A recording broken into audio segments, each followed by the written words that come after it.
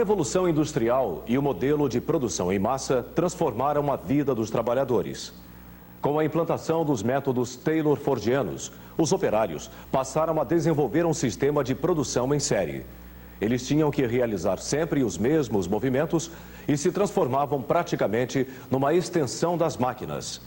Um cenário perfeito para o aparecimento das LER. Só que, ao contrário do que muitas pessoas imaginam, esta doença não surgiu com a Revolução Industrial. Antes mesmo do início da era cristã, relatos já apontavam a existência de lesões ligadas a esforços repetitivos provocados pelo trabalho. Hipócrates foi um dos primeiros a registrar os distúrbios crônicos provocados por movimentos repetitivos. Ele cita o caso de um trabalhador que desenvolveu paralisia da mão depois de um esforço prolongado para torcer varas. No século XVIII, o médico italiano Bernardino Ramazzini também estudou as lesões ocupacionais ligadas à sobrecarga funcional. Em um de seus livros, Ramazzini diz que aqueles que levam vida sedentária e por isso são chamados de artesãos de cadeira, como os sapateiros, os alfaiates e os notários, sofrem de doenças especiais decorrentes de posições viciosas e da falta de exercícios. Ramazzini identificou 54 profissões consideradas de risco para o aparecimento de lesões ligadas ao trabalho. Já na última classificação de ocupações, realizada pelo Ministério do Trabalho aqui no Brasil, este número se multiplicou. O governo reconheceu que 2.080 atividades deveriam ser consideradas de risco. Mas, afinal, o que são as LER? Elas são definidas como um conjunto de disfunções ou lesões do aparelho locomotor que podem acometer músculos, tendões, bainhas sinoviais e nervos periféricos dos membros superiores e região cervical principalmente. E estão relacionadas ao trabalho, especialmente em áreas como indústrias e escritórios informatizados. O uso repetitivo e de forma inadequada dos membros superiores pode resultar em dor, fadiga, baixo desempenho no trabalho, incapacidade temporária e, conforme o caso, pode evoluir para uma síndrome dolorosa crônica. 3 principais fatores podem estar conjugados na etiologia das LER. São eles: fatores predisponentes, como alterações anatômicas pré-existentes, distúrbios metabólicos ou psíquicos, fatores desencadeantes de natureza ergonômica, de origem organizacional do trabalho ou psicossocial, e fatores agravantes, como traumatismos diagnosticados tardiamente ou mal conduzidos. As queixas mais frequentes dos pacientes estão relacionadas aos sinais e sintomas que caracterizam algumas patologias como síndrome do túnel do carpo, tendocinovite do punho, síndrome tensional do pescoço, síndromes compressivas ao nível do cotovelo, epicondilites do cotovelo, tendinite da cabeça longa do bíceps e do supraespinhoso. No Brasil, ainda existem poucos dados epidemiológicos sobre LER. Em levantamento feito com 620 pacientes que participaram de um programa de saúde do trabalhador na Zona Norte de São Paulo, chegou-se à conclusão de que as mulheres apresentam mais queixas relacionadas ao trabalho. Entre os que procuraram tratamento, apenas 80 eram homens, o que representa 13% dos casos. 540 eram mulheres, 87% do total. A faixa etária de maior incidência ficou entre 26 e 35 anos, representando 45% dos atendimentos. As partes do corpo mais relacionadas às queixas foram os punhos, com 20%, depois o antebraço, com 15,1%, e em terceiro lugar, a mão, com 12,3%. Entre as profissões, os bancários foram os mais atingidos, com 35,5%, seguidos dos metalúrgicos, com 33,7%. Entre os principais fatores desencadeantes que podem levar um trabalhador a desenvolver LER estão os vícios de postura, a falta de mobiliário ergonomicamente adequado e o estresse. São problemas que fazem parte da rotina de quem trabalha com o computador, mas que podem ser resolvidos através da mudança de hábitos. No início, são apenas algumas sensações de desconforto e peso nos braços que aparecem no final das jornadas diárias de trabalho. Com o passar do tempo, a dor se torna o sintoma predominante das lesões por esforço repetitivo, principalmente em articulações como punho, cotovelo e ombro. Nessa fase, o paciente também pode apresentar dores noturnas, edema, formigamento, calor e perda de sensibilidade tátil. A evolução do quadro pode resultar no abandono das atividades profissionais. As dores já não cedem apenas com o repouso. Surgem distúrbios vasomotores que alteram a temperatura e a coloração da pele. É comum o espasmo muscular, principalmente na região cérvico-torácica. E também podem se observar modificações da condução nervosa em segmentos dos nervos periféricos. Neste momento, o estresse provocado pela dor torna as queixas e reações do paciente aos achados dos estímulos mecânicos do exame físico desproporcionais. Instabilidade articular e frouxidão dos ligamentos são alguns dos fatores de risco individuais da LER. Mas os fatores de risco extrínsecos têm maior influência e podem ser divididos em dois grupos: os biomecânicos e os psicossociais. Força excessiva, repetição de um mesmo padrão de movimento e postura incorreta são os elementos que compõem o primeiro grupo. Geralmente, são fatores de peso igual na etiologia das disfunções e lesões. Mas em algumas delas, uns são mais determinantes que outros. Nas lesões de ombro, por exemplo, a má postura e o esforço repetitivo são mais atuantes. Nos casos de epicondilites, a força excessiva é o principal fator. Já nas tendinites e tenossinovites, os três fatores têm pesos equivalentes. Fatores psicossociais, como a pressão de um ambiente de trabalho competitivo, o estresse e a insatisfação profissional, também contribuem para o aparecimento das lesões. As lesões por esforço repetitivo podem ser evitadas se o trabalhador tem conhecimento dos movimentos que faz. É o que ensina a terapeuta corporal do Núcleo de Estudo do Corpo no Trabalho, Flávia Fafiães. Como é que se faz para trabalhar sem perder a saúde? Bom, o trabalho de consciência corporal sendo incorporado nas empresas com continuidade gera benefícios tais como a prevenção do LER, prevenção de doenças causadas pelo estresse. Enfim, mas fora o trabalho com continuidade, eu posso dar exemplos aqui como o que o trabalhador pode fazer no dia a dia dele. Bom, ele chega no trabalho, ele vai procurar uma forma mais adequada de sentar, que na maioria das vezes é assim, né? A coluna está completamente, no caso aqui, ela está completamente comprometida, né? Com o tempo também, com a tensão, ele vai acabar encurtando a cervical dele. Vai causar mais tarde um problema sério, que vai dar dores de cabeça, irritação, afetar a movimentação do braço. Se ele tem consciência disso, que salta, ele vai render melhor, ele vai ser mais criativo, ele vai produzir melhor. Então, dicas. O pé deve estar sempre no chão, apoiado ao chão, pressionando levemente.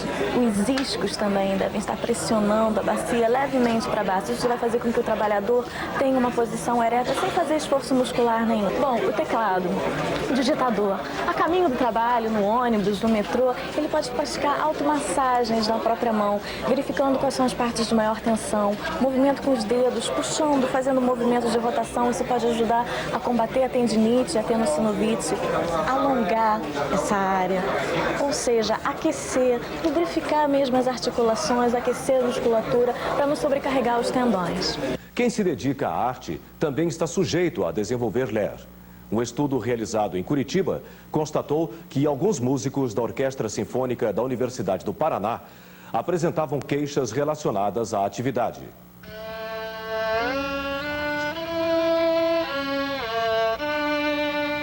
Harmonia, beleza, poesia. A paixão pela música costuma surgir cedo e exige dedicação. São horas e horas praticando para tirar do instrumento belos acordes. Mas é preciso ter cuidado. O prazer pode se transformar em dor. Começou esse ano com o pulso do que toca o arco, que é o pulso direito. Até, inclusive, fiquei 15 dias com o braço engessado, tudo porque não aguentava de dor. A atividade física intensa e repetitiva em músicos pode resultar em condições incapacitantes. O início da síndrome do superuso está geralmente associado a um aumento da prática de tocar o instrumento. O motivo para tanto afinco pode ser um novo emprego, um professor mais exigente ou simplesmente dedicação excessiva. Estudos demonstram que lesões por esforços repetitivos são frequentes em até 50% dos músicos de uma orquestra. Os sintomas costumam aparecer por volta dos 30 anos, período de alta produtividade neste tipo de carreira. Mas também há casos entre adolescentes que estudam música. A dor é o sintoma predominante. As partes do corpo atingidas são geralmente mão e punho, antebraço, cotovelo, ombro, região escapular e pescoço. Pode haver também sintomas prodrômicos, quando os membros superiores parecem cansados, pesados ou tensos. Mais assim me incomoda um pouco é no braço direito, quando, por exemplo, a gente levanta muito o braço para usar o arco do violino, quando abaixa, estrala um pouco o braço, né, o ombro, né? Daí quando eu paro assim, parece que o braço vai meio que cair, assim, a gente sente um negócio meio esquisito. Um outro sintoma que pode aparecer é o edema próximo ao músculo ou ligamento afetado. Se o músico insiste em continuar tocando, o problema pode se estender para grupos musculares adjacentes. Alterações sensoriais, como a percepção de calor e frio, podem ser notadas na pele. De acordo com médicos do Serviço de Reumatologia da PUC do Rio Grande do Sul, a compressão do nervo mediano é a lesão periférica mais comum em músicos. Em geral, o punho ou o túnel do carpo são as áreas atingidas. Eliezer tem 22 anos, mas segundo o ortopedista que o atende, a mão dele tem uns 40. O médico afirmou que ele conseguiu tamanho desgaste tocando contrabaixo e violão de modo excessivo desde criança. Eu tive início de ler na mão esquerda por excesso de estudo, que durou, eu estava fazendo muitas horas, estava fazendo em torno de 6 horas diárias e isso afetou um pouco, mas tive que ficar um mês e meio parado sem poder estudar nem encostar no instrumento.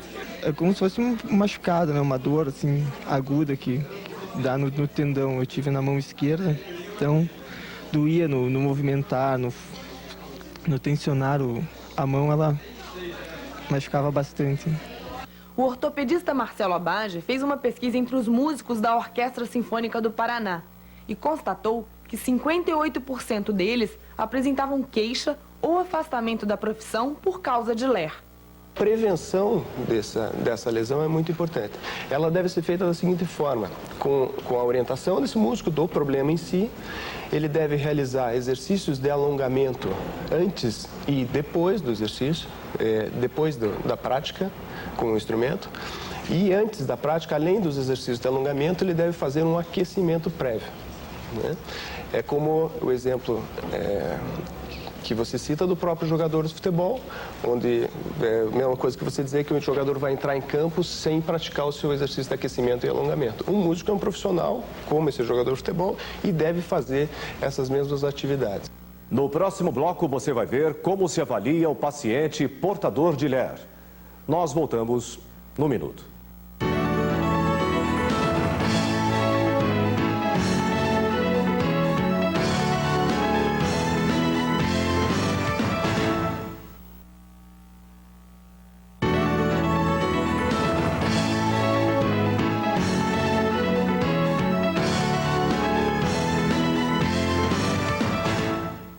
Uma longa conversa com o paciente.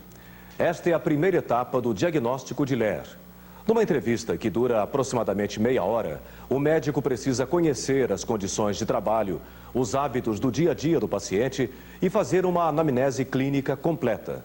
Para avaliar o paciente, nós a examinamos com o dorso sem roupa e inicialmente começamos a fazer a avaliação de inspeção.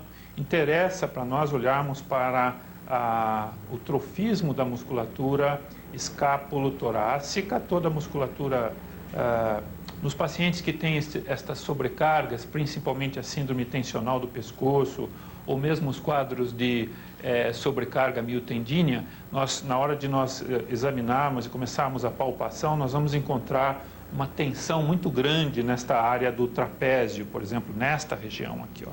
Uma vez examinado cada uma da parte morfológica, nós passamos então a fazer o exame dinâmico do paciente. Nós começamos sempre pelo pescoço e os testes que normalmente nós fazemos nos pacientes no pescoço estão relacionados com a mobilidade. Então nós pedimos para o paciente encostar o queixo no peito, volta e olha lá para o teto, mais alto que puder, isto. Volta e encosta o queixo no ombro, aqui, queixo, e do outro lado. Isso é uma mobilidade normal de um paciente que, na verdade, está sentindo pouca dor ou nenhuma dor.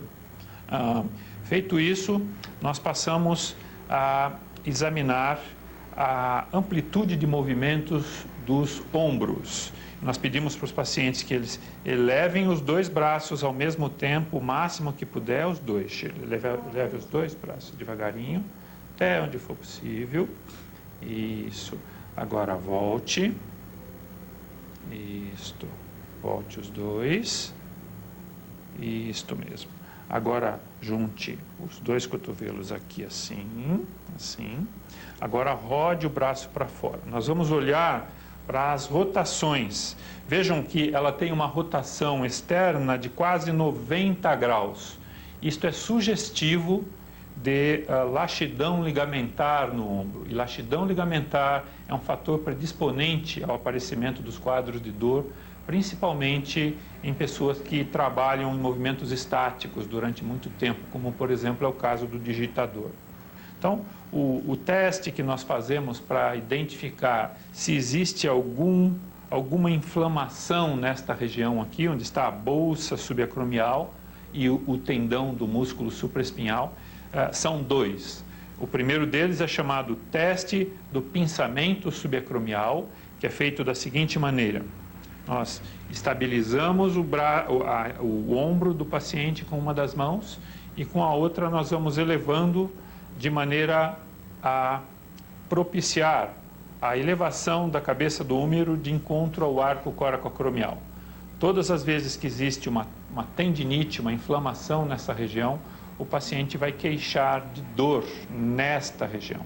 Se, eventualmente, o tendão do supraespinhal estiver rompido, e isto acontece geralmente em pacientes idosos, menos por conta do trabalho e muito mais por conta da própria genética, algumas pessoas estão predispostas a sofrerem estas lesões, o teste que nós devemos fazer é chamado teste do tendão do músculo supraespinhal. Nós fazemos uma elevação com abdução do braço do paciente em rotação interna.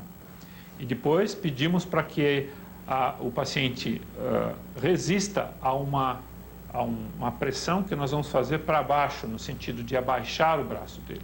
Todas as vezes que o tendão do supraespinhal estiver rompido, existe uma queda do braço, assim chamada. Uma outra doença ortopédica que pode acometer os ombros das pessoas que trabalham é a tendinite do tendão da cabeça longa do bíceps. O que nós gostamos de fazer é pedir para o paciente que faça uma rotação do antebraço desta maneira, contra a nossa resistência. Nós estamos com a mão resistindo ao movimento, de tal maneira que se houver uma tendinite aqui em cima, o fato dela fazer um movimento contra a resistência vai produzir dor nesta região. Próximo exame que nós fazemos está relacionado com as epicondilites. Nós podemos palpar a região e quando existe inflamação, o paciente queixa de que está dolorido esta área, ou então nós podemos fazer um teste simples, que é o teste da extensão do punho contra a resistência. Essa extensão, neste teste, o cirurgião segura o punho do paciente e pede para que ele faça uma extensão contra a resistência. Quando existir uma inflamação nesta região, o paciente vai queixar de que dói aqui e nós estaremos estabelecendo o diagnóstico de epicondilite.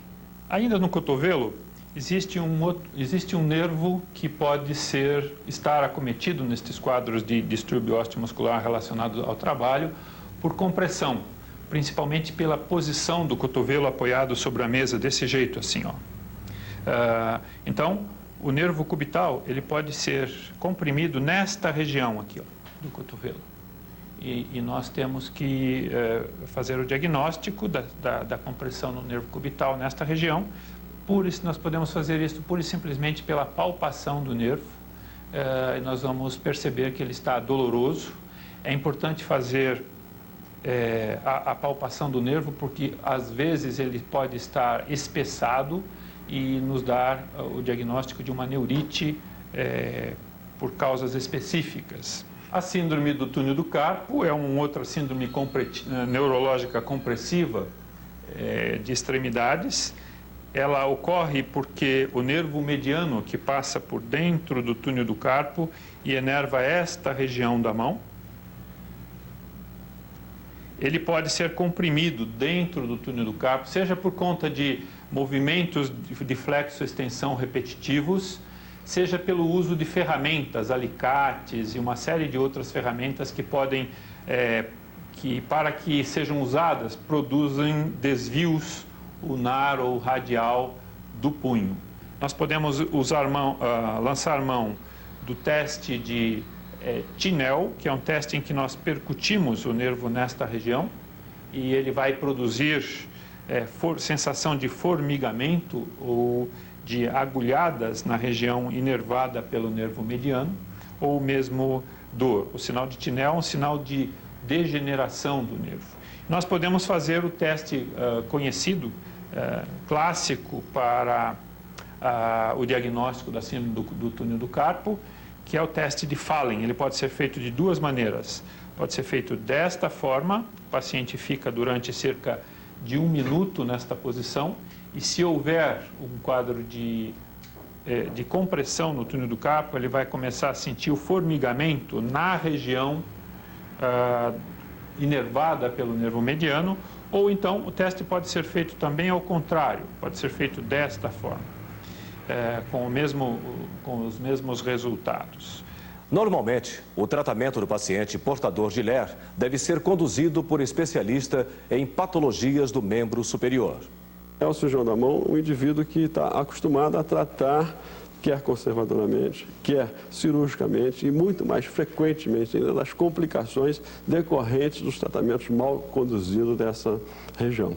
É preciso que os hospitais que se reúnam e que vejam as pessoas que estão interessadas, não só da cirurgia da mão, quanto da ortopedia, quanto da própria reumatologia. É importante que o reumatologista entre, é importante que o neurologista entre e que se faça realmente uma atividade de proteção a esse indivíduo. Se a gente não sabe exatamente o que ele é, pelo menos, ou se a gente não sabe exatamente como se trata isso, ou se a gente está estudando isso no momento, a gente deve saber outras coisas importantes, que é o que não fazer ou o que não era LER. Então é importante que esses pacientes, em princípio, o tratamento cirúrgico deles está contraindicado. Não se deve, mesmo que o paciente tenha alguns sintomas da síndrome do túnel carpiano, por exemplo, que é a compressão de nervo a mais frequente de todas, esse tratamento não deve ser cirúrgico. O tratamento cirúrgico no paciente da LER é fadado a um mau resultado, porque você vai adicionar, você não vai resolver o problema inicial, ainda vai adicionar aí uma agressão cirúrgica que vai levar a cicatriz, que vai levar a mais questões dolorosas. Então o tratamento cirúrgico deve ser, em princípio, afastado. O tratamento fisioterápico tem que ser um tratamento também bem orientado. Esses pacientes não respondem normalmente ao tratamento fisioterápico convencional. Tem que ser feito um tratamento especial, o fisioterapeuta tem que estar ligado, tem que estar, conhecer essas condições patológicas e muitas das condições fisioterápicas que se usa normalmente para os traumatismos, para as condições patológicas dolorosas de compressão de nervo ou inflamatórias do tendão e do músculo, não funcionam no caso da LER. Para o cirurgião da mão, José Maurício Carmo, as mudanças da ergonomia são fundamentais para melhorar o dia a dia do trabalhador e evitar o aparecimento de novos casos de LER. As atividades ergonométricas são de suma importância, quer dizer, como que esse paciente, qual é o ambiente de trabalho desse paciente, como é que ele está sentado, se ele está sentado na posição ideal, confortável, se a sua cadeira tem a inclinação ideal para proteger a coluna, para proteger a região cervical, se a altura dos joelhos está correta, se ele está apoiando devidamente o seu cotovelo, se o seu punho está sendo mantido em extensão durante a sua atividade, se ele faz uma atividade mais variada. O médico precisa ficar atento na hora em que firma um diagnóstico de lesão por esforço repetitivo. Uma pesquisa realizada com operários que estavam de licença médica numa fábrica de autopeças em São Paulo concluiu que quase todos no grupo sofriam de dores musculares. Um problema que não justificaria o afastamento do trabalho. Para os médicos que conduziram o estudo, alguns operários estavam simulando a doença devido à insatisfação com o emprego. Foram examinados todos os 650 empregados de uma montadora de autopeças. 48 deles já estavam afastados por diagnóstico de LER. A equipe multidisciplinar que realizou a pesquisa comparou esse grupo, através de exames, com pessoas que trabalhavam há mais de 20 anos na fábrica e não encontrou alterações de dor significativas entre os dois grupos. A ideia toda da pesquisa foi a gente procurar parâmetros objetivos através de biópsia. Então, uma das proposições que a gente fez nesse pessoal que estava afastado, todos tinham queixa de ombro, então fazer uma artroscopia de ombro para verificar como é que estão os tendões, como é que está o manguito rotador. E tinha muitas queixas relacionadas com o manguito. Então foi proposto a artroscopia e no orifício de entrada do artroscópio, feita uma biópsia de músculo deltoide para se poder fazer um estudo histoquímico para verificar alterações da estrutura muscular. Essa é a ideia, procurar sinais objetivos. Segundo o ortopedista, orientador de pós-graduação da Escola Paulista de Medicina e coordenador da pesquisa, Dr. Vilney Leite, o exame clínico é o mais importante na hora de diagnosticar a LER. Assim, é possível evitar que não se confunda lesão por esforço repetitivo com fibromialgia, uma patologia que atingiu 60% dos trabalhadores afastados da empresa pesquisada. Esse tipo de queixa dolorosa de membro superior, nessa região do ombro, do pescoço, aqui na frente, ao nível do terço proximal do antebraço, isso é uma queixa muito frequente nos pacientes com LER. Então, provavelmente, é muito semelhante. Tem uma tese aqui da escola, o Dr. Milton, que ele comparou populações com LER e populações que estavam tratando aqui na escola por fibromialgia. E as queixas são totalmente semelhantes. Quer dizer, a maior parte dos casos de LER, na realidade, são fibromialgia. A insatisfação com o trabalho contribui para o desenvolvimento de uma lesão. É o que os médicos verificaram com o teste de Minnesota, quando os pacientes de LER levaram um tempo considerado exagerado para realizar o teste. É um teste padronizado, então a pessoa, por exemplo, tem vários discos que são colocados numa bandeja pretos e do outro lado é vermelho. Então a pessoa tem um tempo para virar todos eles vermelhos. Isso é padronizado. Então o que a gente notou foi o seguinte: alguns desses doentes com LER, o desempenho deles foi pior do que esse mesmo teste realizado em pacientes com lesão de nervo mediano, lesão de nervo ulnar e flexores. Quer dizer, mostrando que não havia em alguns pacientes, eles não têm muito interesse em melhorar. Depois do diagnóstico definido, o médico do trabalho vai estabelecer o nexo causal, ou seja, a relação entre a patologia e a atividade. O que o médico tem que ter em mente é o seguinte: qual é o posto de trabalho alvo da queixa do trabalhador? Quais são as musculaturas que estão envolvidas na ação desse trabalho? E qual é a queixa de alterações de dor, alteração sensorial, alteração mesmo da própria fibra, do tônus, da contratilidade muscular em relação a esse posto? Se eu tenho um trabalhador que apresenta justamente lesão do músculo, que ele utiliza 90% da sua jornada e que essa utilização, ela pode não ser repetitiva, mas ela ser de fixação ou de tração com peso ou sem peso, eu tenho uma relação de causa e efeito para um diagnóstico.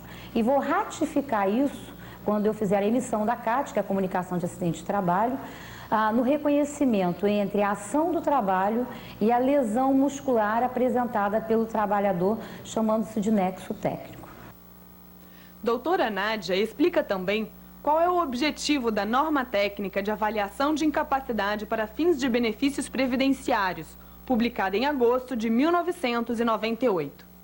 Essa norma ela tem o objetivo de dizer o seguinte: o enquadramento legal ele é comparado dentro do afastamento, mesmo não sendo a patologia, vamos dizer assim, causada pelo posto de trabalho, ela vai ser equiparada quando esse posto de trabalho causar agravamento da patologia. Exemplo, um trabalhador de carpintaria que não tem esforço repetitivo predominante, ele tem mais um esforço de fixação de musculatura e a parte de tração com peso na musculatura. Mas se ele entrou nessa empresa já portador de cisto, mas esse cisto sinovial, como 90% dos cistos sinoviais, eles são assintomáticos, eles não são incapacitantes, mas pelo excesso de peso transportado repetitivamente durante a jornada de trabalho, ele foi fazendo com que esse cisto fosse se projetando entre os espaços ósseos de maneira tal que faça um bloqueio de punho. Então, neste momento, ele pode ser equiparado como doença ocupacional. A seguir, no debate, especialistas analisam como identificar se o trabalhador é realmente portador de LER. É um minuto só.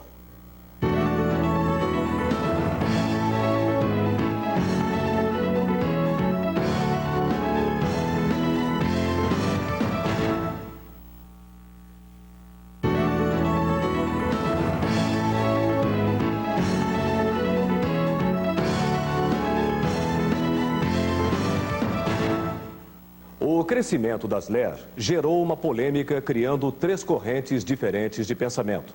Uma delas acredita que a doença é o resultado de lesões orgânicas ligadas ao trabalho. Um segundo grupo defende que as LER são patologias pré-existentes ao trabalho. E uma terceira corrente acredita que a maioria dos casos não passa de simulação, fadiga ou neurose. Mas nos Estados Unidos, uma pesquisa revelou que apenas 5% dos trabalhadores que tinham LER simulavam a lesão.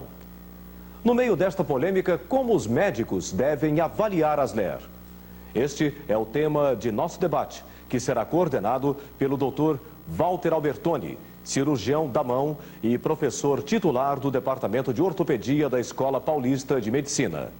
Nós temos o prazer de contar nesta mesa sobre lesões de esforço repetitivos, LER, com 2 especialistas que são estudiosos desse tema de longa data. O professor Arlindo Gomes Pardini, que é professor livre-docente, chefe de cirurgia de mão do Hospital Ortopédico de Belo Horizonte e também membro da Comissão de Doenças Ocupacionais da Federação Internacional de Cirurgia da Mão. E o Dr. Paulo Randal Pires, que é ortopedista e cirurgião da mão, da Clínica e Cirurgia do Membro Superior do Hospital Madre Teresa de Belo Horizonte. Eu gostaria de iniciar esse debate fazendo a colocação que nos parece que atualmente LER não seja o termo mais correto ou mais adequado para se designar o problema. E eu perguntaria ao Dr. Randal se existe alguma outra conceituação melhor do que LER para a abordagem do assunto. Embora tenha ainda sendo usado o termo LER, o termo oficial, inclusive já publicado no Diário Oficial da data de 20 de agosto de 98, é de DORT, distúrbios ósseo-musculares relacionados ao trabalho. Muito bem, eu aproveitaria também de início para colocar o Dr. Pardini, saber dele, LER é uma doença? Ou pode-se confundir LER com tendinite? Ou qualquer outra patologia? Não, e esse é um dos grandes mal-entendidos que, a meu ver, existem. LER não é doença. O próprio nome diz, é uma lesão por esforços repetidos. É um mecanismo de uma doença e não propriamente uma doença. Seria uma corruptela disso dizer eu tenho uma lesão por esporte, que não significa nada, não determina a lesão. Não é uma determinação, uma denominação científica. A denominação científica, para nós médicos em geral, falamos se eu tenho uma apendicite, é uma inflamação do apêndice. Se eu tenho uma gastrite, uma inflamação de estômago. E se eu tenho uma tendinite, é uma inflamação do tendão. Então, eu acredito que uma grande controvérsia desse grande problema de LER, entre aspas, é a conceituação dela como uma doença, e que, a meu ver, é absolutamente errada. Muito bem. Eu aproveitaria agora para saber do Dr. Paulo Randall se nós podemos considerar que organicamente o indivíduo tem uma predisposição para desenvolver, vamos dizer assim, uma patologia, e se isso ocorre dentro do seu mecanismo de trabalho, como é que você faz a correlação da lesão de esforço repetitivo realmente com a patologia? Se todos os indivíduos que estão, vamos dizer, numa mesma atividade têm a mesma chance de desenvolver aquele problema ou não? Ou alguns indivíduos são predisponentes? Sem dúvida nenhuma que as pessoas são diferentes. Então, você possui organismos diferentes. Então, você tem pessoas predisponentes a desenvolver certas patologias. Os fatores, a gente poderia dizer que seriam, para ter uma doença, desenvolver uma patologia, seria ter, primeiro, o fator predisponente, teria também o fator desencadeante, aí sim seria o local de trabalho, a maneira de trabalhar, e também o fator agravante, que aí seria a outra parte, a terceira parte de não cuidar, não diagnosticar, não tratar. Doutor Pardini, nós podemos dizer que todo indivíduo que está aí rotulado como portador de LER, ele seja um neurótico, tem alguma alteração psíquica ou realmente ele pode ter uma alteração anatômica? Albertone, eu acho o seguinte, de um modo geral, como em todas as coisas, a verdade está sempre no meio. Existem indivíduos predispostos, como falou o Dr. Randall, em que o indivíduo tem uma predisposição, ou física, congênita, ou não. E existem os fatores da sociedade nossa, moderna, do século XX, que predispõem o indivíduo a todos os tipos, as qualidades de neuroses, tensões da vida diária. Seria quase que um desafio a todas as pessoas que assistem esse programa perguntar a elas se nunca tiveram na sua vida uma dor muscular por um esforço. Todas as pessoas têm. Eu tive, todos tiveram. E o grande problema é a interpretação disso e a perpetuação desse problema.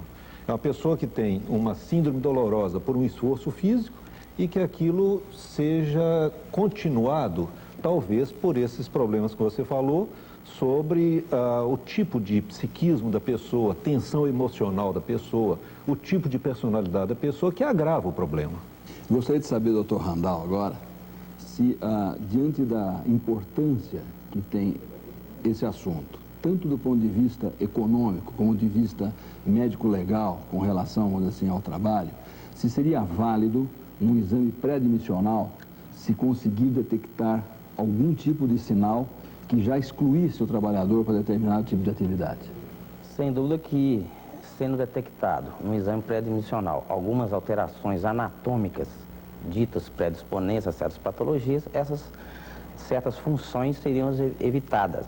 Eu tenho um exemplo prático de um paciente recente em que ele tinha uma sinostose radionar congênita, ou seja, ele não tinha a pronospinação dos membros. E foi colocado uma função em que ele teria que executar a pronospinação.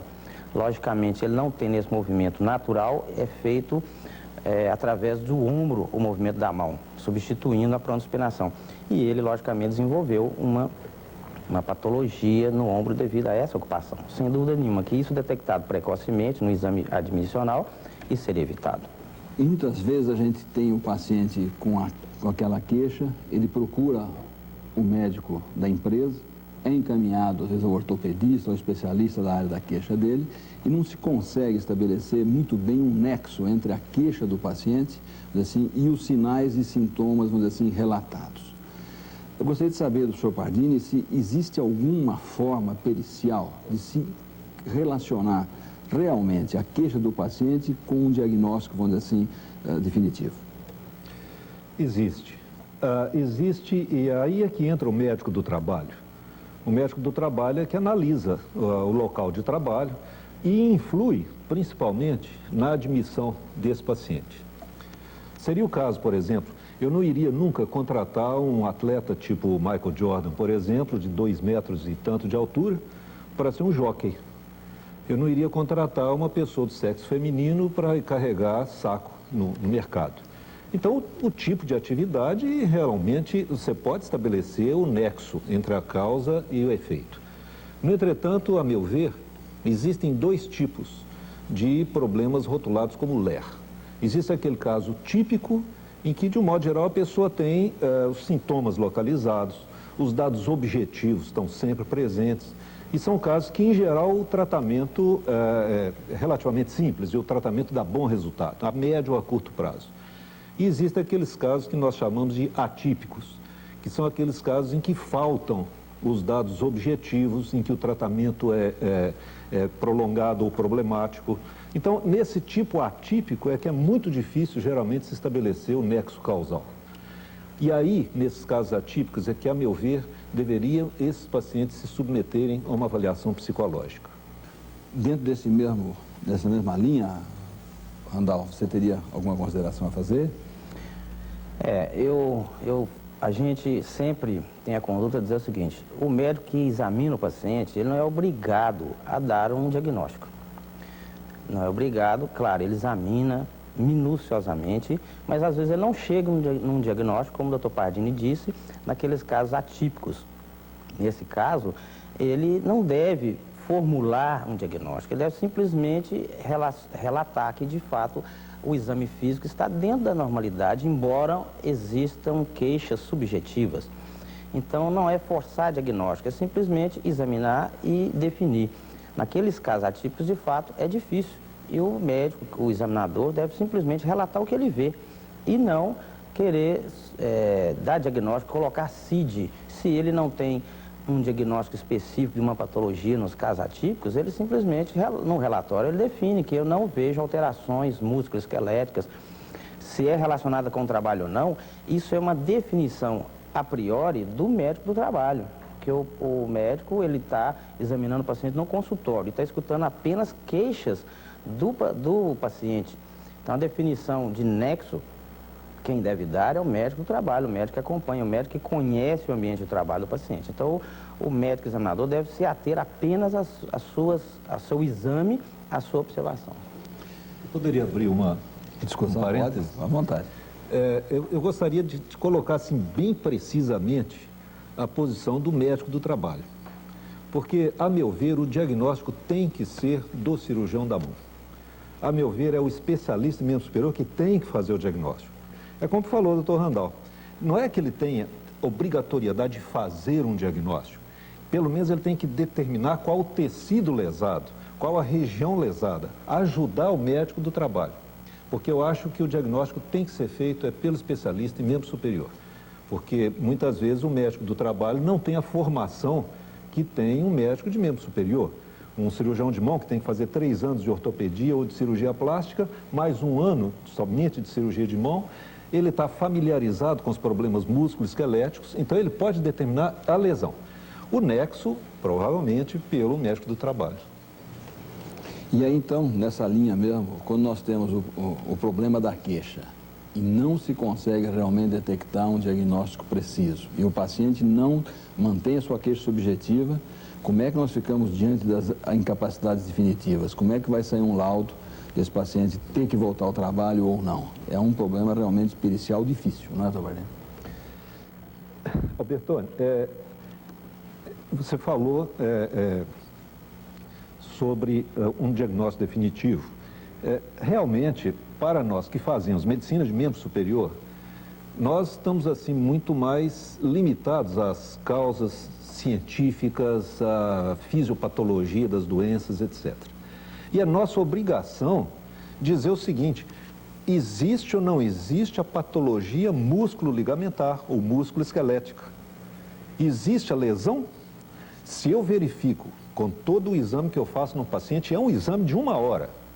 Se depois de todo um exame que eu faço no paciente, eu não encontro uma causa física, eu encaminho esse paciente para uma avaliação psicológica, que deve fazer parte, hoje em dia, da nossa sociedade, deve fazer parte de um exame também pericial. E que realmente essa parte psicológica a gente sente que cada vez aflora mais num momento como esse que está o nosso país, com problema de desemprego, com uma retração grande, onde existe uma insegurança, né, do indivíduo que está trabalhando, o pai de família, né, em relação realmente ao seu comportamento dentro do trabalho. Randall, você teria alguma colocação mais para colocar em termos, vamos dizer assim, de uma mensagem sobre LER, assim, sobre o termo LER ou DORT, para a gente? Sobre esse assunto que o Pardini acabou de dizer, a gente particularmente acha que é multidisciplinar. Então, sem dúvida nenhuma, que nós, especialistas em membro superior, a gente tem uma bagagem muito grande. A gente examina exaustivamente, às vezes a gente repete o exame. Mas, às vezes, a gente encaminha também, pede auxílio para outras especialidades. Nós temos diagnosticado patologias através de colegas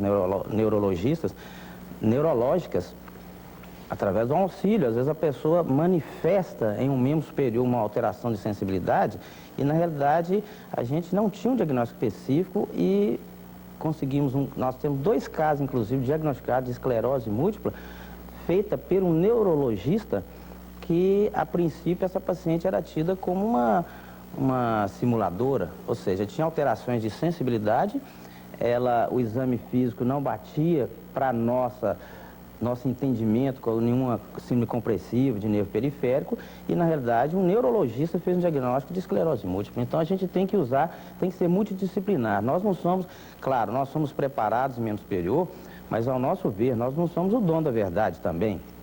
Eu, sempre que posso, eu peço auxílio dentro das especialidades existentes e nessas tem um neurocirurgião, tem um neurologista, né, mais especificamente, tem o endocrinologista, o reumatologista. Então, tem muitas outras especialidades que podem nos ajudar. Muito obrigado. Enfim, o que a gente vê é que, na realidade, nós precisamos ter um diagnóstico. Quer dizer assim, a queixa, pura e simplesmente, não é o que vai levar nem à forma de tratamento, nem ao comportamento do médico. Tem que ter um diagnóstico.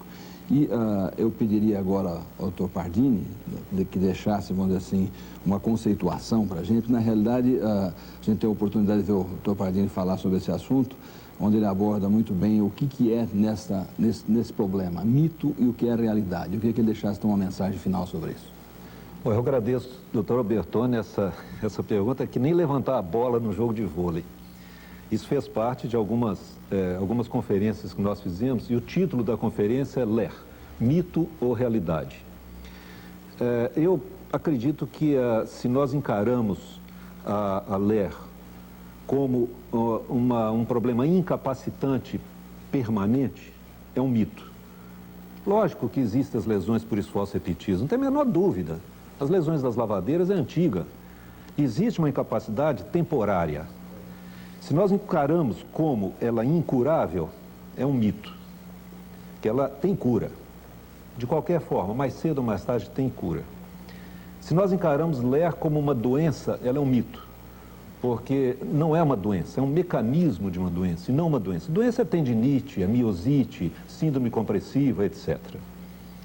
E dizer que ela é desconhecida, também não. Ela é conhecida. Nós sabemos os mecanismos das tendinites, das tendinocinovites, das síndromes compressivas, mas ao mesmo tempo ela é uma realidade. E ela é uma realidade porque ela existe no nosso meio, ela existe na nossa sociedade, ela é uma realidade porque ela está se constituindo num problema social e um problema pesadíssimo para a Previdência Pública do Brasil. É uma realidade porque ela está sendo mal conduzida, está sendo mal tratada, está sendo mal diagnosticada. E ela também é uma realidade porque, infelizmente, existem grupos de interesse em que se mantenha também essa história de LER. Existem grupos de interesse distribuídos em várias áreas, inclusive, infelizmente, como médico, eu posso dizer com autoridade, existe a famosa indústria do atestado médico, infelizmente existe, e esses grupos de interesse, que esse problema continue, os grupos de interesse entre as clínicas de fisioterapia, que são clínicas especializadas em tratamento de LER, isso não existe. Existem grupos de interesse na própria fraternidade legal, como dizem os australianos, porque advogados com bancas especializadas em casos de LER e assim por diante. Então, existe o mito, mas existe também a realidade do problema. Muito bem, eu quero crer que com essa abordagem, muito longe de fechar o assunto, acho que nós contribuímos com essa mesa de levantar pontos que continuam realmente polêmicos, não é? Acho que realmente o importante nisso aí é a parte médica no sentido de um diagnóstico, não confundir LER com uma doença, não é? Ela é um mecanismo que pode desencadear uma doença, não é? E realmente, assim, o importante seria, quando assim, o diagnóstico, mas fazer a forma de tratamento. Eu agradeço a participação do Dr. Paulo Randall e a participação do Dr. Pardini. Muito obrigado e até a próxima oportunidade. Encontrar métodos eficazes para o diagnóstico e tratamento das lesões por esforço repetitivo, além de tentar compreender toda a complexidade do problema, que também tem um caráter social, é um desafio que deve ser superado pela medicina. Até a próxima.